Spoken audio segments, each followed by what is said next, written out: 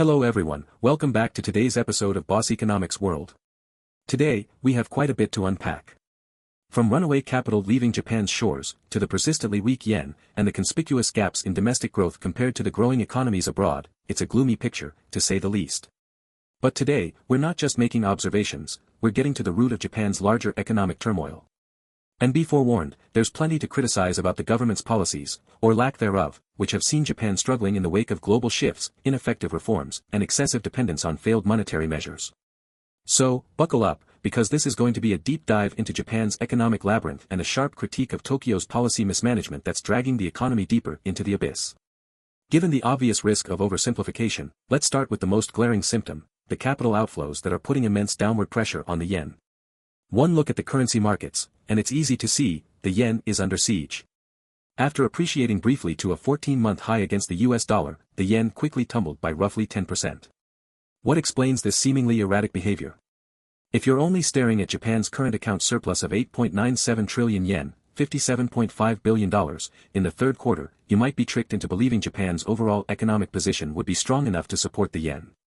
But here's where things get complicated, the capital outflows being orchestrated by portfolio and direct investments are overpowering these surpluses. This results in lingering depreciation pressures on the yen, and the outlook is, well, not very rosy. To truly understand this dynamic, we have to dive deeper than mere surplus-deficit equations. On the surface, the surplus might suggest Japan's exporters are faring decently. Digging one layer deeper, we see something that might shock you, Japan's surplus isn't driven by trade anymore, but by investment returns from abroad, specifically from primary income. In fact, looking at the numbers, Japan posted a record of 12.2 trillion yen in primary income just in the third quarter of this year. Think about that. What should be a sign of sophisticated international market participation is really just chronic overseas reinvestment. It's almost like Japan's core economic activities are occurring outside the country. It's impossible to talk about Japan's current economic woes without examining the enormous interest rate disparity between Japan and the US, exacerbated by starkly different central bank strategies. Trump-era expansionary fiscal policies injected inflation into the US economy, which prompted the US Federal Reserve to raise interest rates aggressively. On the other hand, Japan's interest rates have remained pinned down in negative territory, stuck at around 0.1% since early 2016, with no discernible shift on the horizon. Despite persistent inflation, the Bank of Japan's long-standing approach centers on economic stagnation management rather than genuine stimulus. Even during times of mounting global inflationary pressures, BOJ was astonishingly reluctant in increasing interest rates. This creates a massive difference in returns between investing in Japan versus the US. Global investors, predictably, act rationally. Japan becomes an unattractive destination for capital, encouraging funds to flow into dollar-denominated assets and fueling a continuous drain on the yen. Overseas investors, lured by the higher yields provided by US Treasuries or European bonds, can not only enjoy superior returns but even capture additional profits by hedging against yen depreciation, given the relative interest rate differential. It's no surprise that foreign capital leaves Japan in droves when the prospects for yen-based returns don't stack up. Capital markets don't wait for long-term fixes, they swiftly react to discrepancies in returns, and Japan is feeling the squeeze. And what does Tokyo offer in response? At best, half-hearted interventions that focus on controlling symptoms rather than addressing the disease. Another element dragging down the yen is Japan's chronic trade deficit in goods and services. Now, in a world where energy prices have skyrocketed, Japan, an import-dependent country for its energy needs, finds itself spending more on importing fuel like oil and natural gas. The country's trade deficit is growing year on year as a result, amplifying yen outflows. In layman's terms, a weaker yen is being driven both by the nation's own trade patterns and its inability to fully meet internal energy demands, a direct result of its reliance on foreign energy supplies. Here's the bitter irony, Japan is one of the world's most advanced economies, yet it's held hostage to external energy markets, relying on foreign liquid natural gas shipments and crude oil. This backdrop contributes to a dramatic shift in foreign exchange dynamics. Traders and companies alike, needing more dollars, or other currencies, continue offloading yen. Over time, this yen selling has turned into a snowball effect, magnified by already weakened domestic growth prospects. Another major player weighing in on this mess is direct investments, both inward and outward flows. For a developed country with world-class infrastructure, one would assume Japan would be a hotbed for foreign direct investment, FDI.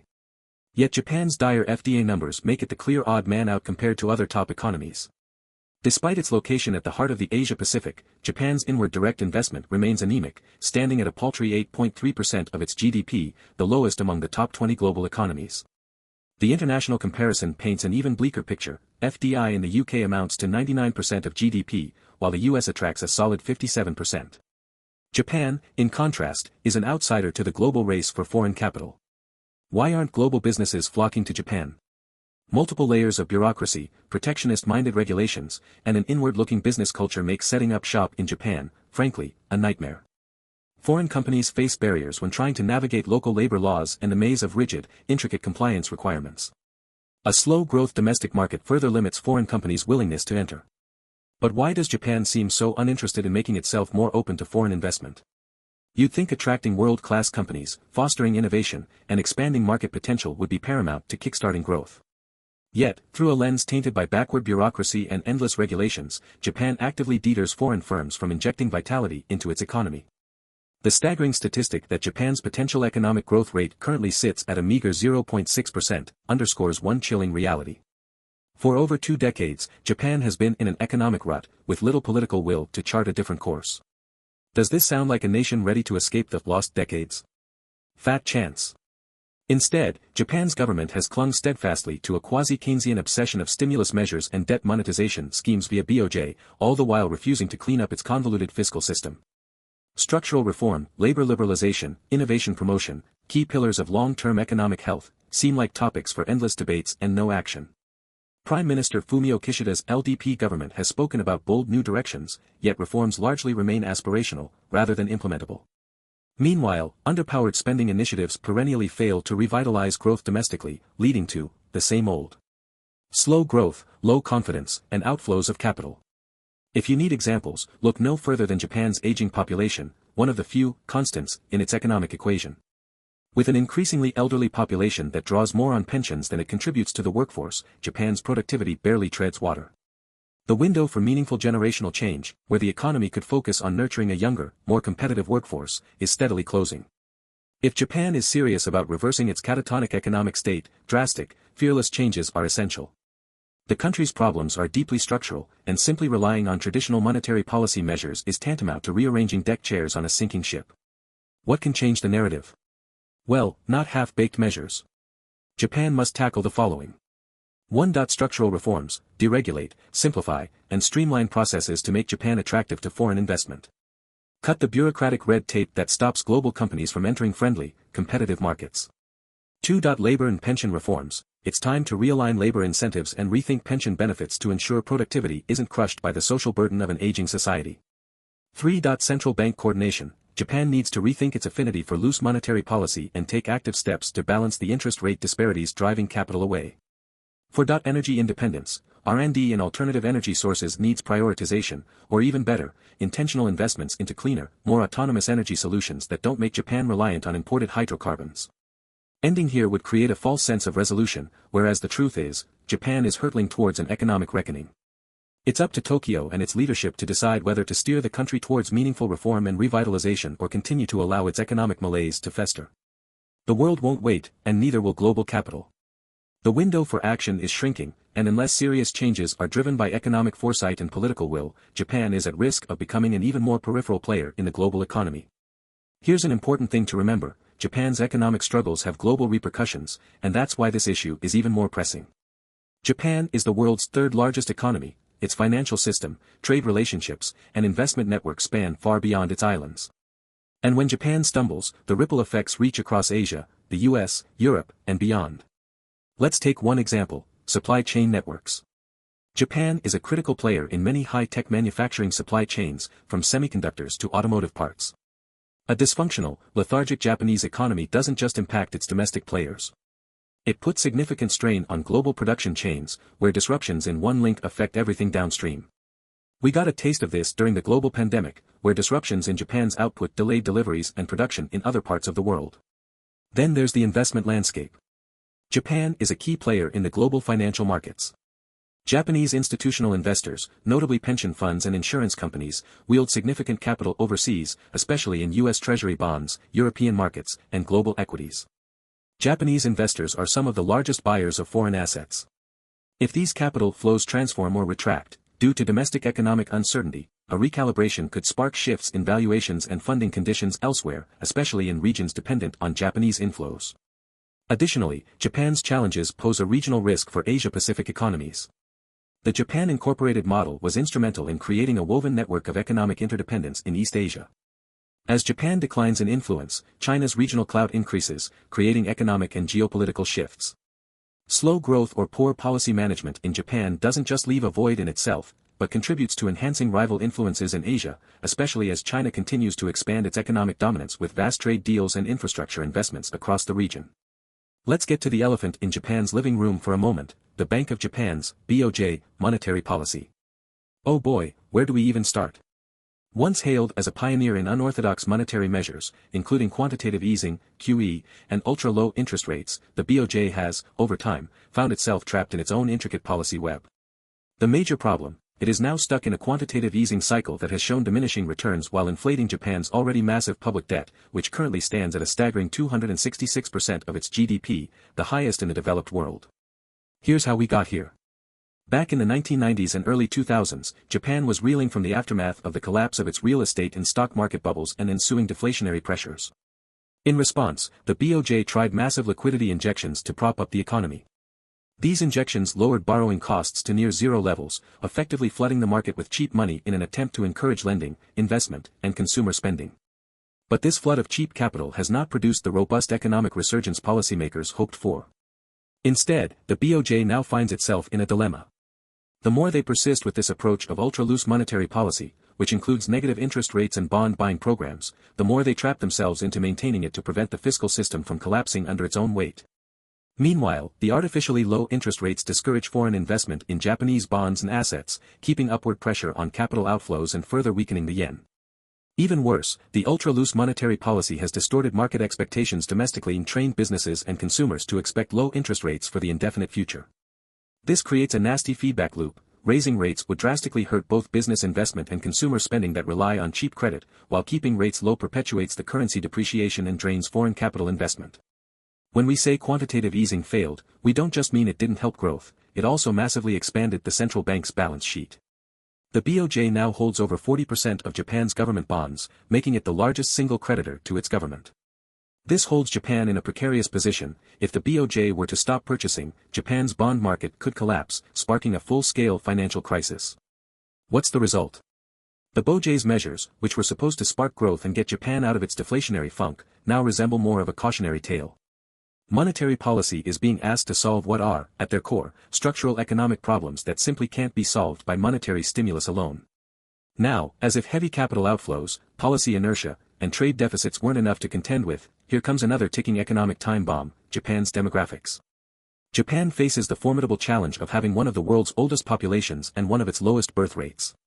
According to the National Institute of Population and Social Security Research, Japan's population is set to shrink from 125 million today to about 88 million by 2065. In economic terms, this shrinking and rapidly aging population is disastrous for long-term growth and fiscal stability. Why? Because aging population means increased government spending on health, pensions, and social welfare, further taxing an already strained national budget. 2. Shrinking workforce means less economic productivity, less consumption, and an increased burden on the remaining workers to support the nation's elderly population. 3. Declining birth rates mean that the demographic profile will only get worse, with each successive generation shrinking faster than the one before. Projections show that by 2050, 40% of Japan's population could be over 65 years old. Think about that for a moment. Nearly half the population will be retired, requiring more public support from a working age base that is shrinking each year. How do you grow an economy when your potential labor force is dwindling year by year? You don't. The government's current stance on immigration is doing little to help either. While recently Japan opened slightly more to accepting foreign workers, it still maintains highly restrictive immigration policies. For a nation that desperately needs to boost its labor force, there's little political will to open the doors wide enough to make a significant dent in the demographic decline. Without substantial immigration reform, or some policy miracle that convinces young Japanese people to have significantly more children, the country is on an unsustainable path. It's a demographic nightmare that will further exacerbate economic stagnation, deepen capital outflows, and overwhelm the social safety nets. Let's not kid ourselves, Japan's fiscal policy has been irresponsible, to say the least. Decades of deficit spending fueled by the government's need to inject itself into any economic rescue opportunity has left the country with one of the highest public debt levels in the world, a staggering 266% of GDP. To put things into context, Japan's debt is more than twice the size of its economy. For comparison, Italy, often criticized for its outsized public debt, stands at around 145%, and even the United States, which is no beacon of fiscal prudence, floats around 120%. At some point, the math just stops making sense. That's especially true when you look at how much of Japan's GDP is spent merely servicing this debt. This creates a vicious cycle where an increasing percentage of the national budget is devoted to paying for past missteps, leaving less room for productive spending on infrastructure, education, research, and development, the exact things Japan needs to grow its economy in the face of external competition. But instead of addressing this conundrum, fiscal policy continues to lean on unsustainable levels of deficit spending. Japan is stuck in an unfortunate pattern, short-term stimulus packages that temporarily stave off immediate downturns but do nothing for long-term reform. Even worse, there's no politically easy answer. Raising taxes when the economy is barely growing could cause a contraction. But failing to address the debt will only exacerbate the problems in the future, especially when bond markets eventually lose faith. Japan is standing at a crucial juncture. The BOJ can't keep the yen low forever without causing more inflation and capital outflows. The country's debt load can't keep ballooning indefinitely without risking a total collapse of credit markets. More importantly, the demographic clock keeps ticking, and with it, Japan's chances for renewed economic growth and vitality grow ever slimmer. So, what needs to be done? 1. Aggressive immigration policy. To counter demographic decline, Japan should embrace a far more aggressive, pro-immigration stance, encouraging skilled labor, especially from nearby, fast-growing Asian economies, to relocate and work in Japan. 2. Workforce participation reforms. Japan should focus on policies that incentivize greater female participation in the workforce. In a country where many women still leave careers after childbirth due to lack of institutional support, Japan is effectively squandering human capital. 3. Innovation and industry diversification. Instead of just relying on traditional strengths in manufacturing and high-tech exports, Japan needs new growth engines. The government should identify and cultivate emerging sectors, like renewable energy, biotechnology, and artificial intelligence, that can drive the economy forward. This requires a bold shift in policy and investment focus, one that moves beyond Japan's legacy industries and into areas with higher growth potential. 4. Education and skill development. Japan's education system, while top-notch, often emphasizes rote memorization and conformity rather than creativity and innovation. If Japan expects to thrive in the digital age, it needs to rethink its education model, focusing on fostering critical thinking, entrepreneurship, and technological acuity. Developing the next generation of innovators is crucial if Japan is to remain competitive globally. 5. Infrastructure upgrades. While Japan boasts world-class infrastructure, it's aging rapidly. There's immense potential for renewing and greening infrastructure, and why not address the energy dependency issue in the process? Japan could turn toward green energy technologies that not only reduce its reliance on foreign oil and gas but also position the country as a leader in the global push to decarbonize industries. This could simultaneously boost domestic economic growth and open up new export markets. 6. Fiscal responsibility reforms. The government must address its debt addiction before the markets do. While raising taxes isn't politically attractive, Japan could explore avenues such as increasing productivity through reforms, rationalizing public spending, and cutting unnecessary bureaucracy. A structural overhaul in how government budgets are deployed is imperative. Equally important is a long-term debt strategy to promote transparency and investor confidence. Clarity about fiscal management could help soften the blow when harder decisions, like tax hikes, become unavoidable. 7. Monetary policy reevaluation. The Bank of Japan must take steps to gradually phase out its reliance on quantitative easing and adjust its policies to not only reflect current inflation targets but also to restore credibility to the yen in global markets. The current ultra-loose approach can only stave off deflation for so long before the economic distortions become catastrophic. An orderly recalibration, one that addresses interest rate parity with other major currencies, is the only way to stop the persistent capital outflows and weakening of the yen. It's worth mentioning that no economic or monetary policy can work without first addressing a deep-seated cultural challenge in Japan: rigidity. The country's cultural identity, which has long prioritized consensus, tradition, and stability, often resists bold, transformative changes. Decades of corporate governance that reward conservative decisions meant to preserve face rather than take calculated risks have been harmful to innovation.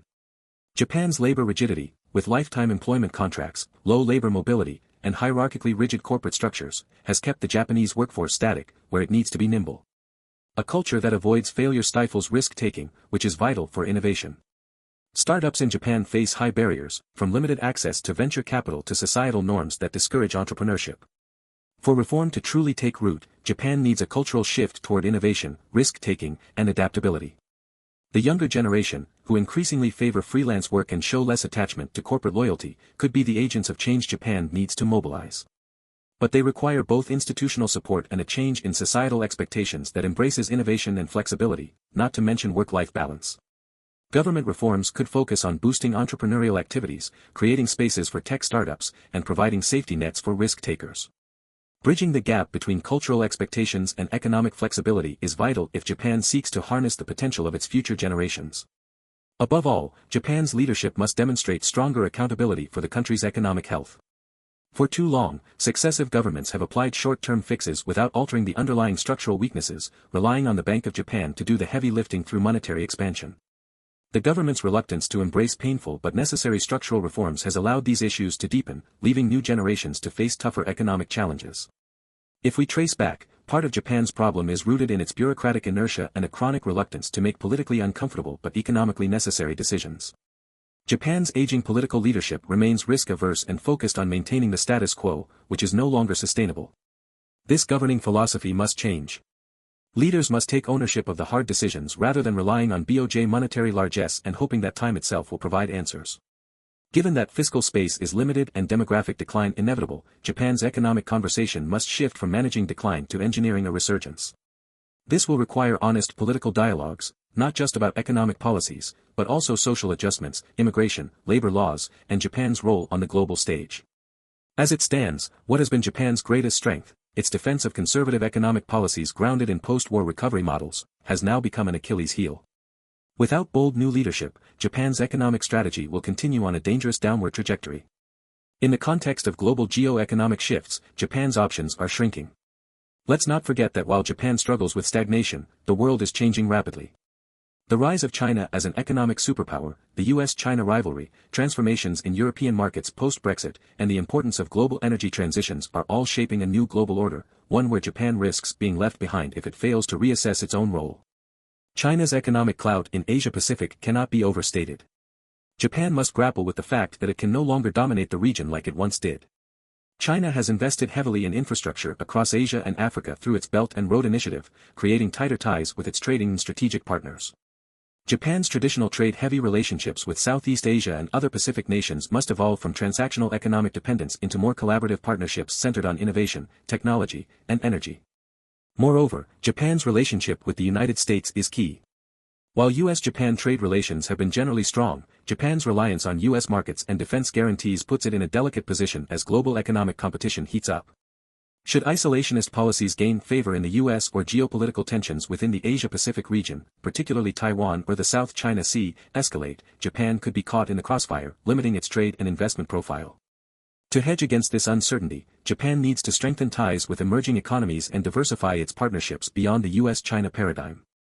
And finally, the environmental factor. As the global economy shifts towards sustainable development and reducing carbon footprints, Japan's large corporations must play catch-up.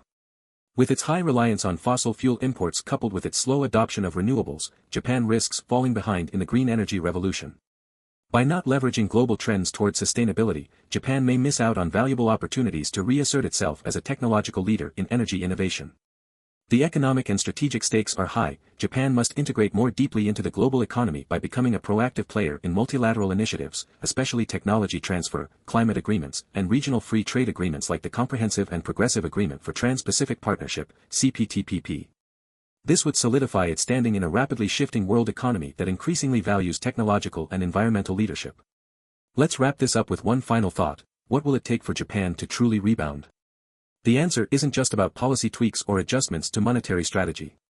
What Japan needs is a massive, coordinated overhaul, an all-encompassing reform agenda that includes economic, monetary, demographic, and social changes, led by a bold political class willing to embrace risk and push through uncomfortable but necessary reforms.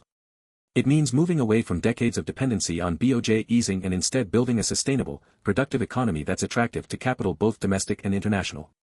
The status quo no longer works for Japan, and clinging to the past, whether it's in economic policy or cultural rigidity, will only deepen the country's pain.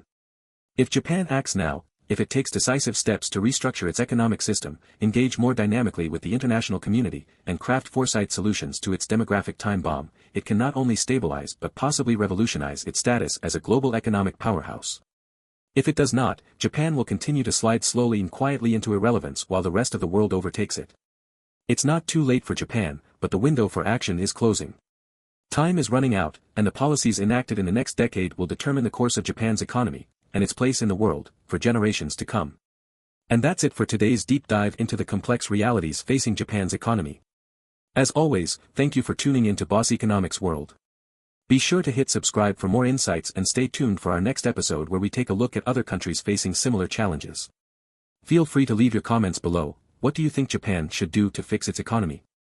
Let's get the conversation started, and I'll see you in the next video.